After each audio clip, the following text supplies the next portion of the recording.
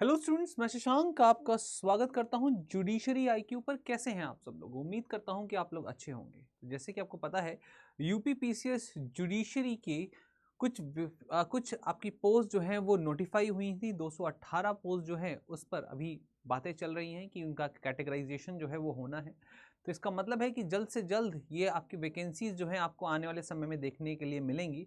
तो उस पर हम लोगों को आज डिस्कस करना है कि कौन कौन सी चीज़ें हैं जो आपको करनी है और कौन कौन सी चीज़ें हैं जो आपको नहीं करनी है। क्योंकि अगर ये यूपी का एग्ज़ाम आपसे निकला तो आप समझ लीजिए आने वाले 4 सालों तक कम से कम आपको यूपी जुडिशरी देखने को नहीं मिलने वाला है। तो ये एक बहुत ही इम्पॉर्टेंट और बहुत ही सीरियस एग्जामिनेशन है अगर आप एक जुडिशियल एस्पिरेंट हैं तो। इस वीडियो को अंत तक ज़रूर देखिएगा, ये गलतियां मत कीजिएगा और ये टेक्निक जो इस वीडियो में स्ट्रैटेजिक टेक्निक जो मैं बताने वाला हूं उसको ज़रूर फॉलो कीजिएगा अगर आप सच में जुडिशरी क्रैक करना चाहते हैं और खासकर यूपी में आप जज बनना चाहते हैं। तो सबसे पहले अगर मैं आपसे बात करूं तो आपको ये चीज़ समझ में आनी चाहिए कि इसका जो नोटिफिकेशन है वो उम्मीद लगाई जा रही है कि मार्च और अप्रैल में आने की संभावनाएं रखता है और उसका जो एग्जामिनेशन है वो जून में हो सकता है। क्वेश्चन अटकलें बहुत से लोग पूछ रहे हैं कि सर न्यू लॉज आएंगे या नहीं आएंगे। तो आपने हिमाचल प्रदेश में भी देखा, छत्तीसगढ़ में भी देखा, हायर जुडिशरीज में, यूपी का हायर जुडिशरी में अगर आपने देखा तो आपने देखा होगा कि दोनों ही लॉज जो हैं आ रहे हैं और लॉजिक भी यही कहता है कि दोनों ही लॉज आने भी चाहिए। सीधी सी बात है। तो इसलिए मैं कहूंगा कि न्यू लॉज के साथ साथ आपको ओल्ड लॉज भी पढ़ने हैं। न्यू लॉज तो आएंगे ही आएंगे, ओल्ड लॉज भी आपको देखने को मिल सकते हैं। अब बात करते हैं इसकी पूरे स्ट्रैटेजी की, पर स्ट्रैटेजी से पहले आपको ये समझना होगा कि क्यों इतना ज़्यादा दमखम लगाया जा रहा है यूपी पर। क्योंकि आपको दिख रहा होगा ये डेटा जो मैं यहाँ पर लेकर आया हूँ, ये जो स्टैट्स हैं ये मेरे द्वारा बनाए गए नहीं हैं बल्कि सरकार के द्वारा बनाए गए हैं और उन्होंने नोटिफिकेशन जारी करके इसको यहाँ पे जारी किया था, जिसका एक स्क्रीनशॉट आप लोगों को मैं यहाँ दिखा रहा हूँ, जिसमें आपको ये दिख भी रहा होगा कि हायर जुडिशियल सर्विसेज की जो सैंक्शन स्ट्रेंथ है वो 1690 है, वर्किंग स्ट्रेंथ जो है 1283 है और लगभग 447 वैकेंसीज हैं।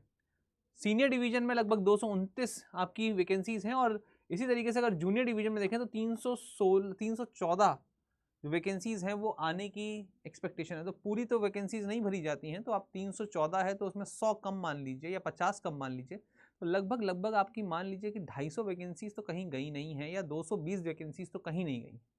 तो 220 वैकेंसीज लगभग लगभग आपके सिविल जज जूनियर डिवीजन में आ सकती हैं, जिसका अनुमान आपको 218 की जो पद है उस पर आपको समझ में आ भी गया होगा। ठीक है, अब बात आती है कि क्या है इसका मोड, क्या है इसका तरीका। तो पहले उसको समझिए। किसी भी पथ पर चलने से पहले तो उस रास्ते को अगर आप बारीकी से समझ लेंगे तो उस रास्ते में जो मोड़ और जो गड्ढे आएंगे उनको आप सरलता से पार कर पाएंगे, वरना बड़ी दिक्कतें हो सकती हैं। तो क्या तरीका है, कितने टोटल मार्क्स का होता है, निगेटिव मार्किंग होती है कि नहीं होती, इन सब पे पहले चर्चा कर लेते हैं। तो सबसे पहले अगर आपसे बात की जाए तो पेपर 1 ये 2 पेपरों में होता है। प्री का जो पेपर होता है वो 2 चरणों में होता है, पेपर 1 और पेपर 2। और प्री की अगर हम लोग बात करें तो प्री में आपका पेपर 1 जो है वो ऑफलाइन होता है, ऑब्जेक्टिव होता है, 2 घंटे का होता है, 150 टोटल मार्क्स का होता है और इसमें निगेटिव मार्किंग होती है। और ये पेपर 1 जो होता है ये जीएस का होता है। पेपर 1 आपका कौन सा होता है? जीएस का होता है और जीएस में बहुत सारा सिलेबस यहाँ पर आपको देखने को मिलता है। ज़्यादातर बच्चे कठिनाई इसी में बहुत ज़्यादा फेस करते हैं। दूसरा जो है वो भी आपका ऑफलाइन है, इसी के जस्ट तुरंत बाद होता है और ये भी 2 घंटे का होता है, लगभग 300 मार्क्स का, लगभग नहीं 300 मार्क्स का होता है, 150 क्वेश्चन होते हैं। हर क्वेश्चन आपका लगभग लगभग मान के चलिए 200 मार्क्स का होता है। ठीक है, सॉरी 2 मार्क्स का होता है, 200 नहीं 2 मार्क्स का होता है और इसमें भी आपका 1/3 की निगेटिव मार्किंग होती है। तो पहले तो आप ये समझिए कि ये जो ऑब्जेक्टिव ये वाला देख रहे हैं ये लॉ का सेगमेंट होता है, ये प्योरली आपके लॉ पर बेस्ड है और ये वाला जो है ये प्योरली आपका जीएस पर बेस्ड है। तो आपको जीएस और लॉ पर अपनी एक अच्छी कमांड बनानी ही पड़ेगी अगर आप चाहते हैं कि किसी भी तरीके से आप सिलेक्ट हो जाएं इस बार, क्योंकि प्री में आपके इन दोनों की मेरिट से ही आपका पूरा का पूरा मेरिट लिस्ट बनती है। अगर आप अच्छा कर रहे हैं लॉ में तो सभी लोग कर लेते हैं, ज़्यादातर सारे जुडिशियल एस्पिरेंट लॉ में अच्छे ही होते हैं, पर अगर आप जीएस में अच्छा कर ले रहे हैं तो आपके मेरिट में आने की संभावनाएं बढ़ जाती हैं। इस बात को ध्यान रखेंगे। अब आगे बढ़ें तो समझते हैं कि इसमें सब्जेक्ट्स कौन कौन से हैं। तो देखिए जीएस का एक सब्जेक्ट है, जीएस में आपके बहुत सारी चीज़ें आती हैं, पर पहले लॉ पर बात कर लेते हैं क्योंकि अल्टीमेटली आपको तैयारी जो करनी है, जो first year second year third year में जो बच्चे हैं वो आज ही से तैयारी करना शुरू करेंगे तो वो आप अगली बार यूपी जुडिशरी के लिए तैयार हो पाएंगे। और जो अंत समय पर हैं, जो मान लीजिए पूरा ग्रेजुएशन कर चुके हैं, पर वो कहीं ना कहीं उनको पता नहीं है कि क्या क्या सिलेबस है, तो उस सिलेबस को पहले समझ लीजिए। तो सबसे पहला जो है वो ज्यूरिस्प्रूडेंस है, इसके बाद आपका इंटरनेशनल ऑर्गेनाइजेशन है, करंट इंटरनेशनल अफेयर्स है, मोस्ट इंपॉर्टेंटली इंडियन कॉन्स्टिट्यूशन आता है, और ट्रांसफर ऑफ प्रॉपर्टी एक्ट जो है ये भी इन्वॉल्व है। इंडियन एविडेंस एक्ट जिसको अब BSA कहा जा रहा है, ये दोनों ही आने की संभावनाएं आपको मिल जाएंगी और उम्मीद लगाई भी जा रही है कि यही होंगे। और इंडियन पीनल कोड जिसको BNS अब हम लोग कह रहे हैं, और सिविल प्रोसीजर कोड जो है, ये सब आपके मेजर चंक्स में से हैं जो आपके एग्जामिनेशन का एक बड़ा हिस्सा और बड़ा मार्क्स जो है होल्ड करते हैं। इसके बाद BNSS जो कि CRPC था पहले, और इंडियन कॉन्ट्रैक्ट एक्ट जो है ये आपको मिलने वाला है इन दी लॉ, मतलब पेपर 2 में आपको ये मिलेगा, पेपर 2 में। और पेपर 1 की जब हम लोग बात करते हैं तो पेपर 1 में आपको पूरा का पूरा GS तो मिलेगा ही मिलेगा, पर इसके साथ साथ आपको यहाँ पर स्पेशली कुछ 9 माइनर लॉज भी मिलने वाले हैं। जो छोटे लॉज हैं ये इंक्लूड किए गए थे पिछली बार के नोटिफिकेशन में। उनमें से कौन कौन से हैं, ये आपके GS के सेगमेंट में आते हैं। GS मतलब पेपर 1 जो होता है उसके सेगमेंट में आते हैं। और इस बात को ध्यान रखेंगे, बहुत ही इंपॉर्टेंट है ये चीज़, क्या कि ये GS वाले सेगमेंट में आ रहे हैं, जिसमें हिस्ट्री, ज्योग्राफी, पॉलिटी, इकोनॉमिक्स और ये सब चीज़ें आती हैं, करंट अफेयर सब कुछ आता है, उसमें ये आपके एक्ट्स भी आ रहे हैं। तो कौन कौन से हैं, senior citizen and offence of women and childrens with special reference to the salient features of the rights of the persons with disability act 2016 आ रहा है। Maintenance and welfare parents and senior citizen act आ रहा है 2007 का। Dowry prohibition act आता है, और इसके साथ साथ protection of womens from domestic violence act आता है, और इसके साथ साथ आपके इंडिया, इसको तो हम हटा सकते हैं, गलती से आ गया होगा, इंडिया एंड वर्ल्ड मतलब ये GS का ही पार्ट है। Sexual harassment of women at work place जिसे पॉश एक्ट भी कहा जाता है। और फिर आता है pre conception and pre natal diagnostic technique act जो है वो आता है, जिसमें प्रोहिबिशन ऑफ सेक्स सिलेक्शन किया जाता है। Medical termination act MTP act जो है वो भी इन्वॉल्व है, और indecent representation of womens act भी इंक्लूडेड है, और इसके बाद आपका पॉक्सो जो है वो भी इंक्लूडेड है। तो ये सारे आपके इंपॉर्टेंट 9 माइनर एक्ट्स जो हैं ये भी आपके GS में आते हैं। अब GS में आने का मतलब यहाँ पर ये है कि इसमें डीप में नहीं पूछा जाएगा, जनरल चीज़ें पूछी जाएंगी जो आपको पता होनी चाहिए। इसके साथ साथ history, polity, geography, physics, chemistry, math, science, ये सारी चीज़ें आपके GS में आएंगी, इस बात को ध्यान रखेंगे। अब बात आती है इसके मोड की, मतलब इसमें कैसा ये होता है। तो हमने देखा मोड ऑफलाइन होता है, चाहे वो आपका प्री हो चाहे वो आपका मेंस हो।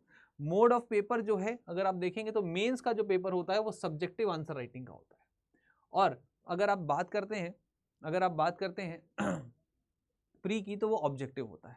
हम अब बात कर रहे हैं मेंस की, तो मैंने अभी प्री का सिलेबस आपको बताया, अब हम लोग मेंस के सिलेबस पे जा रहे हैं क्योंकि कॉम्प्रिहेंसिव तरीके से पढ़ना है। तो मेंस के सिलेबस में आपके जो मिड एग्जामिनेशन का जो ड्यूरेशन होता है वो होता है 3 घंटे का ईच पेपर, दिन में 2 पेपर लिखने होते हैं, ठीक है। और पेपर 1 आपका जनरल नॉलेज का पेपर होता है, जिसमें अभी जितने एक्ट्स मैंने आपको बताया वो भी इंक्लूडेड है, और आपकी बाकी GS भी इंक्लूडेड है, 200 मार्क्स की आती है। फिर पेपर 2 आपका इंग्लिश लैंग्वेज का होता है, और पेपर 3 आपका हिंदी लैंग्वेज का होता है।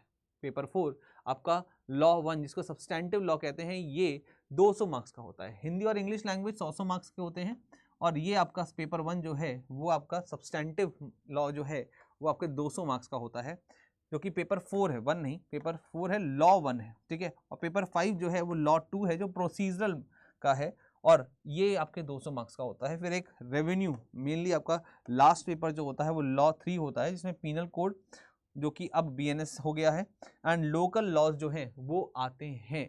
जनरली अभी तक का जो प्रोसीजर रहा है वो यही है, और उम्मीद ये लगाई जा रही है कि इस बार का जो नोटिफिकेशन आएगा उसमें भी आपको यही प्रोसीजर देखने को मिलने वाला है। और जो बच्चे 35 साल से कम के हैं और अभी तक एक भी अटेम्प्ट नहीं दिया है तो वो इस पेपर को भर सकते हैं। 4 अटेम्प्ट मैक्सिमम मिलते हैं, इस बात को भी ध्यान रखिएगा। 21 साल से 35 साल की उम्र में अगर आप जनरल कैटेगरी में हैं तो आप भर सकते हैं, इस बात को ध्यान रखेंगे। चलिए अब बात करते हैं कि इसकी स्ट्रैटेजी क्या होनी चाहिए। अगर आप स्ट्रैटेजी की बात करेंगे तो सबसे पहले जुडिशरी एग्जामिनेशन को और खासकर यूपी जुडिशरी को समझना बहुत इंपॉर्टेंट है। यूपी जुडिशरी बाकी जुडिशरी से थोड़ा सा अलग है क्योंकि इसका एग्जाम फॉर्मेट थोड़ा सा अलग है। इसमें एक मेजर चंक जो है वो आपका जीएस में आता है, मतलब जीएस जो है एक बहुत इंपॉर्टेंट रोल प्ले करता है। तो आपको जीएस आज से, अभी से, इसी वक्त से ही शुरू करनी होगी। अगर आप अभी से नहीं शुरू कर रहे तो आप सोचना भी मत कि आप यूपी का पेपर निकाल पाएंगे। प्री भले ही निकाल लीजिए, मेंस नहीं निकलेगा, मेंस भले ही निकालिए, इंटरव्यू नहीं निकलेगा, 100% है। जीएस का एक बड़ा मेजर चंक यहाँ पर आता है।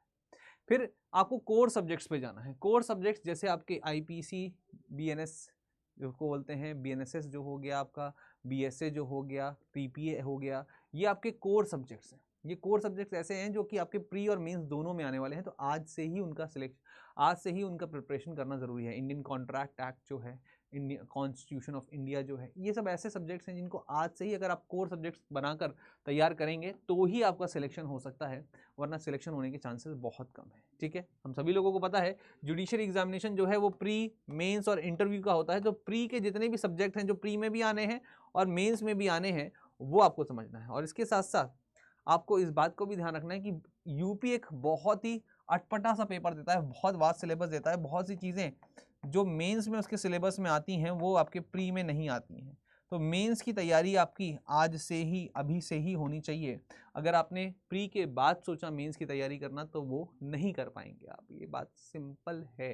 इस बात को जितना अच्छे से आप इस बात को समझ लें, जितना जल्दी समझ लें, उतना आपके लिए बेहतर होगा। अगर आप सोच रहे हैं कि नहीं नहीं मैं तो 2-3 पेपर लिख चुका हूँ, मेरा तो पिछली बार ही प्री निकल गया था, इस बार तो बस मुझे तैयारी करनी है, तो ये भी गड़बड़ होगी। क्यों? क्योंकि अगर आपने पिछली बार पेपर निकाले तो ज़रूरी नहीं कि इस बार भी आप पेपर निकालें, क्योंकि जीएस एक मेजर रोल प्ले करता है और मेंस में सब्जेक्ट आपके चेंज हो जाते हैं। ठीक है, तो इस बात को ध्यान रखेंगे।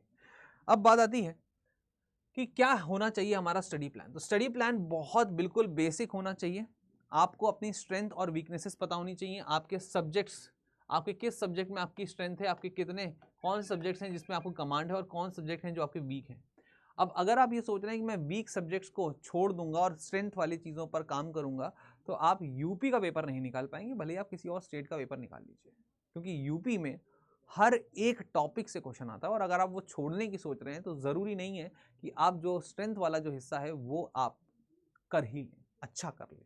तो यहाँ पर आपको करना है कि जो स्ट्रेंथ वाले सब्जेक्ट्स हैं उनको तो डेली रिवाइज करना ही करना है। ज़्यादा फोकस जो है आपके वीक सब्जेक्ट्स पर देना है। और वीक सब्जेक्ट्स जो हैं वो जो भी आपके हैं, जो भी आपके वीक सब्जेक्ट्स हैं उनको डेली आपको यहाँ पर टाइम देना ही देना है। और स्ट्रॉन्ग सब्जेक्ट्स को और स्ट्रॉन्ग करते रहना है। स्ट्रॉन्ग कैसे करेंगे? स्ट्रॉन्ग करने का तरीका बहुत सिंपल है। रियलिस्टिक गोल्स बनाइए। आपने गोल बनाया कि भाई स्ट्रेंथ अगर मेरी, पहले मान लीजिए फॉर एग्जांपल आपको बीएसए में काफ़ी ज़्यादा स्ट्रॉन्ग कमांड है और अब आप 20 क्वेश्चन जो आते हैं उसमें से आप 18 क्वेश्चन कर पा रहे हैं, तो अब इसको कोशिश करिए 20 में से 20 लाने की। पर 20 में से 20 तो उम्मीद थोड़ी कम ही होती है, तो 20 में से अगर आप 19 भी ले आ रहे हैं तो ये आपका एक रियलिस्टिक अप्रोच है। ये रियलिस्टिक अप्रोच है, ये स्ट्रेंथ वाले में है। और वीक वाले सब्जेक्ट में, जैसे मान लीजिए इंडियन कॉन्ट्रैक्ट आपका वीक है और उसमें 10 में से आपके केवल 3 ही क्वेश्चन आते हैं, तो आप देखिए प्रीवियस ईयर क्वेश्चंस को और अपने टारगेट रखिए कि मुझे 10 में से कम 7 या 5 तो लेके आने ही आने हैं। क्योंकि भाई 10 में से 5, सॉरी उल्टा कर दिया गया, ठीक है, आपको अगर 3 आ रहे हैं 10 में से तो सीधी सी बात है आपको 5 कम से कम आपको लेकर आने हैं, अपने आप को तैयार करना है अपने वीक सब्जेक्ट्स के लिए। तो रियलिस्टिक गोल आपको बनाना बहुत बहुत ज़रूरी होगा, वरना आपका जो प्रिपरेशन है वो आधी अधूरी हो जाएगी। और आधी अधूरी प्रिपरेशन से अगर आप जंग लड़ने जाएंगे तो वो हमेशा हार की ओर ही ले जाता है। और डेली स्टडी शेड्यूल जो है आपको बनाना है, और जिसमें आपके मेजर और आपके माइनर, ठीक है, मेजर और माइनर दोनों ही जो हैं आपके सब्जेक्ट्स इन्वॉल्व होने चाहिए। आपके इन्वॉल्व होने ही होने चाहिए, वरना आप काम नहीं बन पाएगा। अब बात आती है कि सर ये सारी चीज़ें तो हम लोगों को पता है, पर करें तो करें कैसे? Recall, repeat, practice. बस कोई भी टॉपिक पढ़िए, उसको रिकॉल कीजिए, रेपिटेशन उसका लेकर आइए ज़्यादा से ज़्यादा और प्रैक्टिस करिए। बोले सर ये सब चीज़ें तो बहुत ज़्यादा मोटिवेशन मांगती हैं, और इन मोटिवेशन को मांगने का बिल्कुल सीधा सी बात है, वो मोटिवेशन मांगती हैं और आपको मोटिवेशन देना ही पड़ेगा। आपको वहाँ पे बैठना ही पड़ेगा। You have to head down yourself and read read and read, write write and write until you get success. But sir ये मन है ना, घबराता बहुत है, तो इसके लिए आप असिस्टेंस ले सकते हैं। क्या ले सकते हैं? असिस्टेंस ले सकते हैं। किसकी असिस्टेंस लेंगे? इंडिया के बेस्ट ऑनलाइन प्लेटफॉर्म की, that is study IQ। India का बेस्ट प्लेटफॉर्म है वो, आपको हर एक चीज़ प्रोवाइड वो कराता है। आप बस बोलिए और उसके पास होगी। मतलब यहाँ पर हम आपके लिए लेकर आ रहे हैं एक बहुत ही शानदार आप बहुत ही शानदार बैच जो कि आपको आपकी मंजिल तक पहुंचाएगा। स्टडी आईक्यू आपको बस टाइप करना है और यहाँ पे स्टडी आईक्यू जुडिशरी आ जाएगा और इस पर जाकर आपको बस इस पर क्लिक करना है। ये है आपका वो batch judiciary batch, P2I batch है ये। और P2I बैच जो है ये आपका वो बैच है जो आपको आपकी मंजिल तक पहुंचा सकता है। आपको आपकी मंजिल तक पहुंचाने के लिए ये बैच इसलिए भी कारगर होगा, उसका रीज़न ये है कि इसमें सिर्फ और सिर्फ टीचर्स नहीं पढ़ा रहे हैं, इसमें आपके मेंटोरशिप जो है वो हो रही है।